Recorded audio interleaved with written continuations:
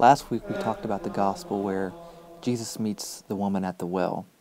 We talked about how we should leave behind those things that we continue to go to that prevent us from being close to God. This week we're going to be taking a look at the gospel for the second scrutiny. Now, scrutiny is an intense spiritual preparation for those preparing to receive the Easter sacraments that is celebrated within the context of the liturgy. Now, this Sunday's gospel comes to us from the Gospel of John. It is the story of the man born blind. This is a very interesting story that I think we can learn a lot from. It starts with Jesus walking with his disciples through a town, and they see this man who has been born blind.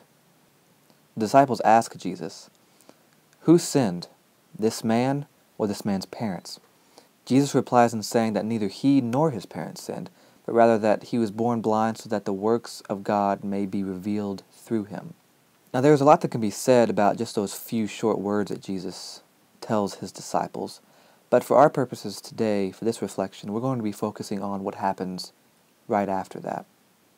Jesus approaches this man, he spits into the dirt in front of him, makes a little bit of mud, puts this mud on his eyes, and tells him to go wash in the pool of Siloam.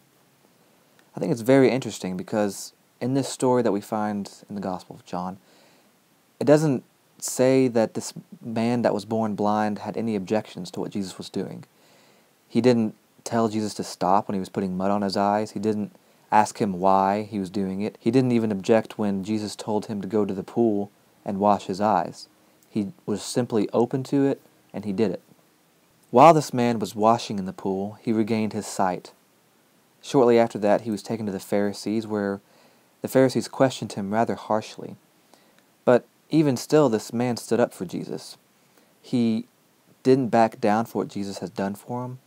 He continued to tell him over and over that Jesus had given him his sight. He even says that Jesus must be from God, because if he wasn't from God, then he wouldn't be able to do these sorts of things. I think that's what evangelization is, isn't it? It's receiving a gift from God and going out and telling people what good Jesus has done for you. I think this brings up an important point, and that is the distinction between what it means to be a disciple and what it means to be an apostle.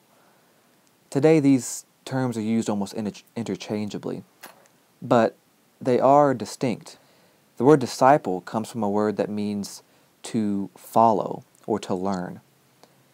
But the word for apostle in Greek means to go out, to be sent, or messenger. So you can see there the unique definitions, that they are not necessarily one and the same. You can be a disciple without being an apostle. You can follow and be open to what Jesus has in store for you without going out and telling people about it. But I think it's important for us to strive to be an apostle. Each of us have received gifts from Jesus. Each of us have experienced some good that has come from Jesus. It's easy to recognize these gifts sometimes and not go out and share them. Where it gets hard is being an apostle, is going out and telling those people what good Jesus has done for you.